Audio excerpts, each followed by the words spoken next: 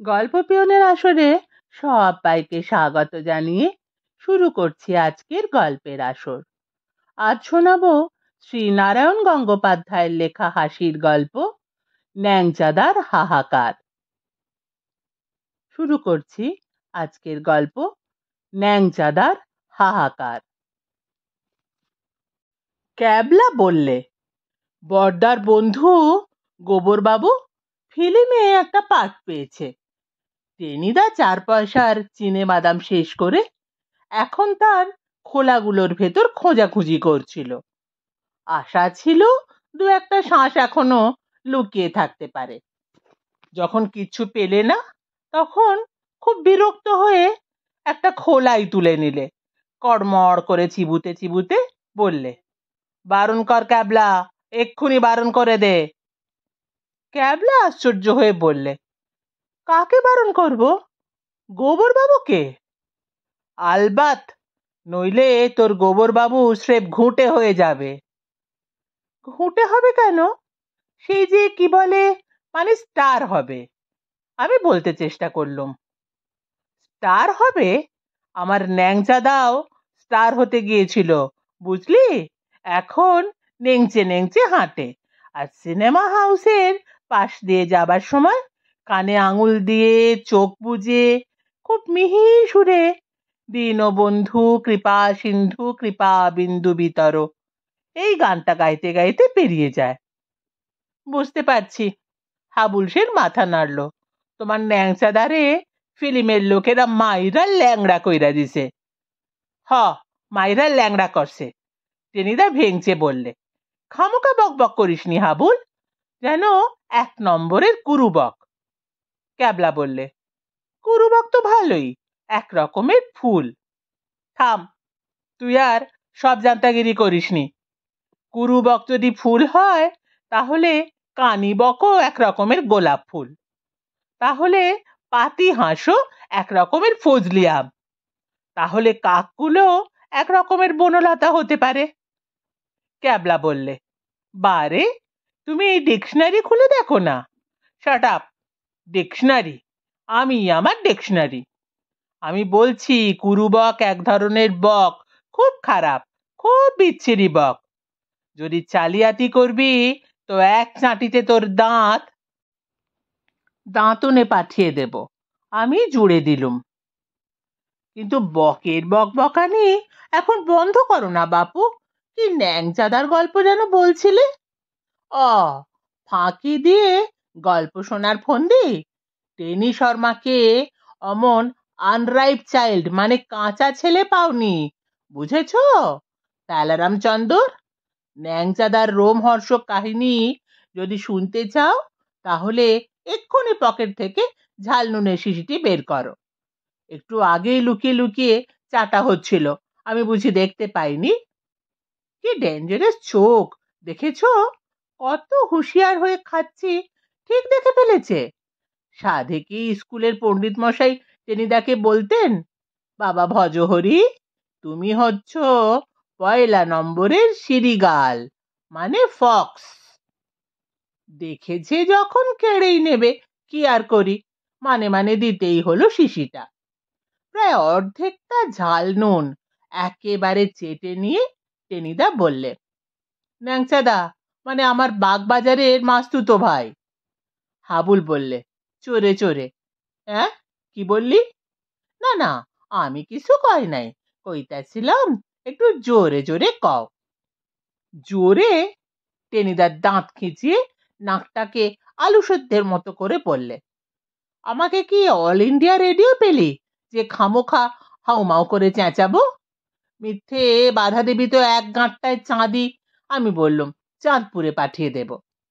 যা বলেছিস। বলেই টেনিদা আবার মাথায় টকাশ করে গাঁটটা মারতে যাচ্ছিল, আমি চট করে সরে গিয়ে মাথা বাঁচালুম। আমাকে গাঁটটা মারতে না পেরে বেজার হয়ে টেনিদা বললে, দরকারের সময় হাতের কাছে কিচ্ছু পাওয়া যায় না, বোগাস। মরুগে, ন্যাংচাদার কথাই বলি। খবরদার, কথার মাঝখানে ডিস্টার্ব করবি না কেউ। হ্যাঁ, যা বলছি, আমার বাগবাজারের মাস্তুতো ভাই ন্যাংচাদার ছিল ভীষণ ফিল্মে নামবার শখ। বায়োস্কোপ দেখে দেখে রাত দিন ওর ভাব লেগেই থাকতো। বললে বিশ্বাস করবি নে, বাজারে কাঁচকলা কিনতে গেছে, হঠাৎ ওর ভাব এসে গেল। বললে, ওগো তরুণ কদলী, এই নিষ্ঠুর সংসার তোমাকে ঝোলের মধ্যে রান্না করে খায়। তোমার অরুণ হিয়ার করুণ ব্যথা কে বুঝবে? এই বলে খুব কায়দা করে একটা দীর্ঘ নিঃশ্বাস ফেলে ওফ বলতে যাচ্ছে, এমন সময় কাঁচকলাওয়ালা বললে, কোথাকার এঁচুড়ে পাকা ছেলে রে, দিতে হয় কান ধরে এক থাপ্পড়। ন্যাংচাদা আমার কানে কানে বললে, অহো, কি নৃশংস মনুষ্য দেখেছিস? এমন ভাবের মাথায় কেউ কি আয়ে পাশ করতে পারে? ন্যাংচাদা সব সাবজেক্টে ফেল করে গেল। আর মেসোমশাই অফিস থেকে ফিরে এসে যা যা বললেন, সে আর তোদের শুনে কাজ নেই। মোদ্দা অপমানে ন্যাংচাদা সারা রাত কান কটকট করতে লাগলো। প্রতিজ্ঞা করলো, হয় ফিল্মে নেমে প্রতিভায় চারিদিক অন্ধকার করে দেবে, নইলে এ পোড়া কান আর রাখবে না। খুব ইচ্ছে শক্তি থাকলে, মানে মনে খুব তেজ এসে গেলে, বুঝলি, অঘটন একটা ঘটেই যায়। ন্যাংচাদা তো মনের দুঃখে সকালবেলা দি গ্র্যান্ড আবার খাবো রেস্তোরাঁয় ঢুকে এক পেয়ালা চা আর ডবল ডিমের মামলেট নিয়ে বসেছে। এমন সময় খুব স্যুট টাই হাঁকড়ে এক ছোকরা এসে বসলো ন্যাংচাদার টেবিলে। ন্যাংচাদা দেখলে তার কাছে একটা নীল রঙের ফাইল, আর তার উপরে খুব বড় বড় করে লেখা ইউরেকা ফিল্ম কোম্পানি। নবতম অবদান, হাহাকার। ন্যাংচাদার মনের অবস্থা তো বুঝতেই পারছিস। উত্তেজনায় তার কানের ভেতর যেন তিনটে করে উচ্চিংড়ে লাফাতে লাগলো, নাকের মধ্যে যেন আরশোলারা সুড়সুড়ি দিতে লাগলো। তার সামনেই জলজ্যান্ত ফিল্মের লোক বসে, তাতে আবার নবতম অবদান। একেই বলে মেঘ না চাইতে জল। কে বলে কলিযুগে ভগবান নেই? ন্যাংচাদা বাগবাজারের ছেলে, তুখোড় চিজ। 3 মিনিটে আলাপ জমিয়ে নিলে। লোকটার নাম চন্দ্রবদন চম্পটি। সে হলো হাহাকার ফিল্মের একজন অ্যাসিস্ট্যান্ট, মানে ছবির ডিরেক্টরকে সাহায্য করে আর কি। হাবুল বললে, সহকারী পরিচালক। চোপড়াও। টেনিদা হাবুলকে এক বাঘা ধমক লাগিয়ে বলে চলল। চন্দ্রবদনকে ন্যাংচাদা ভজিয়ে ফেললে। তার বদনে 2টো ডিমের মামলেট, 4টে টোস্ট আর 3 কাপ চা ঘুষ দিয়ে শেষে হাতে চাঁদ পেয়ে গেল ন্যাংচাদা। উঠবার সময় চন্দ্রবদন বললে, এত করে বলছেন যখন, বেশ, আপনাকে আমি ফিল্মে চান্স দেব। কাল বেলা 10টার সময় যাবেন বরানগরের ইউরেকা ফিল্মে, নামিয়ে দেব জনতার দৃশ্যে। হাত কচলাতে কচলাতে ন্যাংচাদা বললে, স্টুডিওটা কোথায় স্যার? চন্দ্রবদন জায়গাটা বাতলে দিলে। বললে, দেখলেই চিনতে পারবেন, উঁচু পাঁচিল, বাইরে লেখা রয়েছে ইউরেকা ফিল্ম কোম্পানি। আচ্ছা আসি এখন, ভেরি বিজি, টাটা। হাত নেড়ে চন্দ্রবদন তড়াক করে একটা চলতি বাসে উঠল। সেদিন রাত্রিরে তো ন্যাংচাদার আর ঘুম হয় না। বারবার বিছানা থেকে উঠে আয়নার সামনে দাঁড়িয়ে জনতার দৃশ্যে পাঠ করছে। মানে কখনো স্তম্ভিত হয়ে যাচ্ছে, কখনো জয়ধ্বনি করছে, কখনো অট্টহাসি হাসছে। অবশ্যই হাসি আর জয়ধ্বনিটা নিঃশব্দেই হচ্ছে, পাশের ঘরে আবার মেসোমশাই ঘুমন কি না। সারা রাত ধরে জনতার দৃশ্য সড়গড় করে নিয়ে ন্যাংচাদা সকাল 9টার আগেই সোজা বারাকপুর ট্রাঙ্ক রোডের বাসে চেপে বসলো। তারপর জায়গাটা আঁচ করে নেমে পড়লো বাস থেকে। খানিকটা হাঁটতেই, আরে ওই তো উঁচু পাঁচিল, ওইটাই নিশ্চয়ই ইউরেকা ফিল্ম। গুটি গুটি পায়ে গিয়ে গেল ন্যাংচাদা। বাইরে একটা মস্ত লোহার গেট, ভেতর থেকে বন্ধ। তার উপরে বোর্ডে কি একটা নাম লেখা আছে, কিন্তু লতার ঝাড়ে নামটা পড়া যাচ্ছে না। দেখা যাচ্ছে কেবল 3টে হরফ, L U M. L U M, লাম, মানে ফিলাম, তার মানে ফিল্ম। ক্যাবলা আপত্তি করলে, লাম, লাম কেন হবে? F I L M, film. Tenida রেগে মেগে চিৎকার করে উঠল, সাইলেন্স! আবার কুরুবকের মতো বক বক করছিস? এই রইল গল্প, আমি চললুম। প্রায় চলেই যাচ্ছিল। আমরা টেনে টুনে টেনিদাকে বসালুম। হাবুল বললে, সাইরা দাও ক্যাবলার কথা, চ্যাংড়া। চ্যাংড়া? ফের ডিস্টার্ব করলে ট্যাংরা মাছ বানিয়ে দেব বলে রাখছি। লোহার গেট বন্ধ দেখে ন্যাংচাদা গোড়াতে তো খুব ঘাবড়ে গেল। ভাবলে, চন্দ্রবদন নির্ঘাত গোলপট্টি দিয়ে দিব্যি পরশময়ীপদী খেয়ে দিয়ে শটকান দিয়েছে। তারপর ভাবলে, অন্যদিকেও তো দরজা থাকতে পারে, দেখা যাক। পাঁচিলের পাশ দিয়ে ঘুরঘুর করছে, গেট ফেট তো দেখা যাচ্ছে না। খুব দমে গেছে। এমন সময় হঠাৎ ভীষণ মোটা গলায় কে বলল, হু আর ইউ? ন্যাংচাদা তাকিয়ে দেখলো পাঁচিলের ভেতর একটা ছোট ফুটো, তার মধ্যে কার দুটো জলজলে চোখ আর একজোড়া ধুমসো গোঁফ দেখা যাচ্ছে। সেই গোঁফের তলা থেকে আবার আওয়াজ এলো, হু আর ইউ? ন্যাংচাদা বললে, আমি, মানে আমাকে চন্দ্রবদন বাবু ফিল্মে পাঠ করতে ডেকেছিলেন। এটাই তো ইউরেকা ফিল্ম। Eureka film? গোফের তলা থেকে বিচ্ছিরি দাঁত বার করে কেমন খ্যাঁকিয়ে হাসলো লোকটা। তারপর বললে, আলবাত ইউরেকা ফিল্ম। পাঠ করবে? ভেতরে চলে এসো। গেট যে বন্ধ, ঢুকবো কি করে? পাঁচিল টপকে এসো। ফিল্মে নামবে আর পাঁচিল টপকাতে পারবে না, কি বলো? ন্যাংচাদা ভেবে দেখলে কথাটা ঠিক। ফিল্মের কারবারই আলাদা। দেখ না, বো করে লোকে নলবে 4 তলায় উঠে যাচ্ছে, ঝপাং করে 5 তলা থেকে নিচে লাফিয়ে পড়ছে, একটা চলতি ট্রেন থেকে লাফিয়ে আর একটা ট্রেনে চলে যাচ্ছে। এইসব না করতে পারলে ফিল্মে নামাবেই বা কেন? ন্যাংচাদা বুঝতে পারলে এখানে পাঁচিল টপকে ভেতরে যাওয়াই নিয়ম, ওইটাই প্রথম পরীক্ষা। ন্যাংচাদা কি আর করে, দেওয়ালের খাঁজে খাঁজে পা দিয়ে উঠতে চেষ্টা করলো। 2 পা ওঠে আর সরাত করে পিছলে পড়ে যায়। শখের সিল্কের পাঞ্জাবি ছিঁড়ল, গায়ের নুন ছাল উঠে গেল, ঠিক নাকের ডগায় আবার কুট্টুস করে একটা কাঠপিঁপড়ে কামড়ে দিলে। ভেতরে বোধ হয় আরো কিছু লোক জড়ো হয়েছে, তারা সমানে বলছে, হেই ও জোয়ান, হেই ও জোয়ান, আরেকটু, আরেকটু। প্রাণ যায় যায়, কিন্তু ন্যাংচাদা হার মানবার পাত্তর নয়। একে বাগবাজারের ছেলে, তাই জনতার দৃশ্যে পাঠ করতে এসেছে।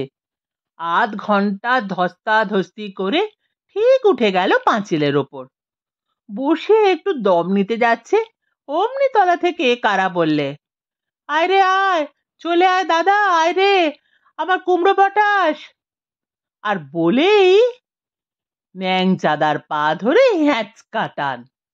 ন্যাংচাদা একেবারে ধপাস করে নিচে পড়ল, কুমড়ো পটাশের মতোই। কোমরে বেজায় চোট লেগেছিল। বাপরে মারে বলতে বলতে ন্যাংচাদা উঠে দাঁড়ালো। দেখলে পাঁচিলে ঘেরা মস্ত জায়গাটা, সামনে খানিকটা মাঠের মতো, একটু দূরে একটা বড় বাড়ি, পাশে একটা ছোট ডোবা, তাতে জল নেই, খানিক কাদা, আর তার সামনে 5-7 জন লোক দাঁড়িয়ে নানা রকম মুখভঙ্গি করছে। একজন একটা হুঁকো টানছে, তাতে কলকে টলকে কিচ্ছুটি নেই। আর একজনের ছেঁড়া সাহেবি পোশাক, কিন্তু টুপির বদলে মাথায় একটা ভাঙা বালতি বসানো। একজনের গলায় ছেঁড়া জুতোর মালা, আর একজন মুখে লম্বা লম্বা গোঁপ দাড়ি, সমানে চেঁচিয়ে বলছে, কুকুর আসিয়া এমন কামড় দিল পথিকের পায়। বলেই সে এমন ভাবে ঘ্যাঁক করে দৌড়ে এলো যে ন্যাংচাদাকে কামড়ে দেয় আর কি। সেই সাহেবি পোশাক পরা লোকটা ধাঁ করে রদ্দা মেরে কুকুর আসিয়া এমন কামড়কে দূরে সরিয়ে দিল। তারপর বললে, বন্ধুগণ, আমাদের নতুন অভিনেতা এসে গেছেন, বেশ চেহারাটি।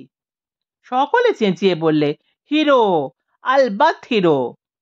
ন্যাংচাদা প্রথমে ঘাবড়ে গিয়েছিল, কিন্তু হিরো শুনেই চাঙ্গা হয়ে উঠল। বুঝলো সিনেমায় তো নানা রকম পাঠ করতে হয়, তাই ওরা সব ওই রকম সেজেছে, যাকে বলে মেকআপ। তারপর তাকেই হিরো করতে চায়। ন্যাংচাদার নাক আর কোমরের ব্যথা ভুলে একেবারে আকর্ণ বিস্তৃত হাসি হাসলো। বললে, তা আগে হিরোর পার্টও আমি করতে পারবো। পাড়া থিয়েটারে আমি দুবার হনুমান সেজেছিলুম, কিন্তু চন্দ্রবদন বাবু কোথায়? সেই জুতোর মালা পরার লোকটা বললে, চন্দ্রবদন শ্বশুর বাড়ি গেছে জামাই ষষ্ঠীর নেমন্তন্ন খেতে। আমি হচ্ছি সূর্যবদন, ডিরেক্টর। বালতি মাথায় লোকটা তাকে ধাই করে এক চাঁটি দিলে। ইউ ব্লাডি নিগার, তুই ডিরেক্টর কি রে? তুই তো একটা হুঁকো বর্দার।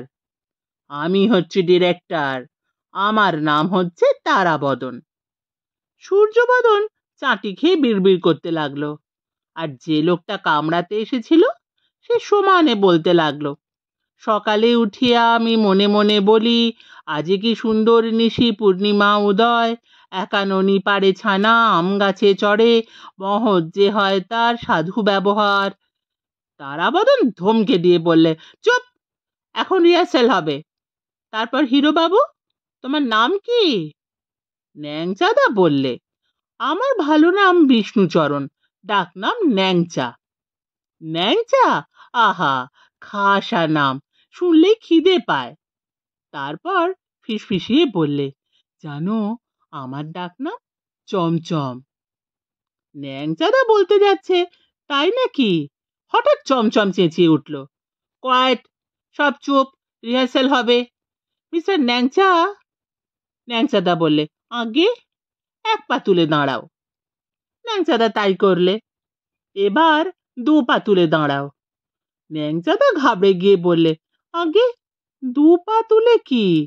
বলতেই তারাবদন চটাস করে একটা চাঁটি বসিয়ে দিলে ন্যাংচাদার গালে। বললে, রে বর্বর, স্তব্ধ করো মুখর ভাষণ, যা বলছি তাই করো। ফিল্মে পাঠ করতে এসেছো, দু পা তুলে দাঁড়াতে পারবে না, এর কি নাকি? চাঁটি খেয়ে ন্যাংচাদার তো মাথা ঘুরে গেছে, কাউমাউ করে দু পা তুলে দাঁড়াতে গেল। আর যেই দু পা তুলতে গেছে, ধপাস করে পড়ে গেল মাটিতে। সবাই চেঁচিয়ে উঠল, সেম সেম, পড়ে গেলি, ফাই ফাই। ন্যাংচাদা ভীষণ অপ্রস্তুত হয়ে গেল। ফিল্মে নামতে গেলে নিশ্চয়ই দু পা তুলে দাঁড়াতে হয়, কিন্তু কি করে যে সেটা পারা যায় কিছুতেই ভেবে পেল না। তারাবদন ন্যাংচাদার জুলপি ধরে এমন হ্যাঁচকা মারলো যে তড়বড়িয়ে লাফিয়ে উঠতে হলো বেচারিকে। তারপর তারাবদন বললে, এবার গান করো। কি গান গাইব? যে গান খুশি, বেশ উপদেশপূর্ণ গান। ন্যাংচাদা একেবারে গাইতে পারে না, বুঝলি, মানে আমাদের প্যালার চাইতেও যাচ্ছে তাই গান গায়। একবার রাস্তায় যেতে যেতে এমন তান ছেড়েছিল যে শুনে একটা কাবলিওয়ালা আচমকা আঁতকে উঠে ড্রেনের মধ্যে পড়ে গিয়েছিল। কিন্তু হিরো হওয়ার আনন্দে সেই ন্যাংচাদাই ভীমসেনী গলায় গান ধরল।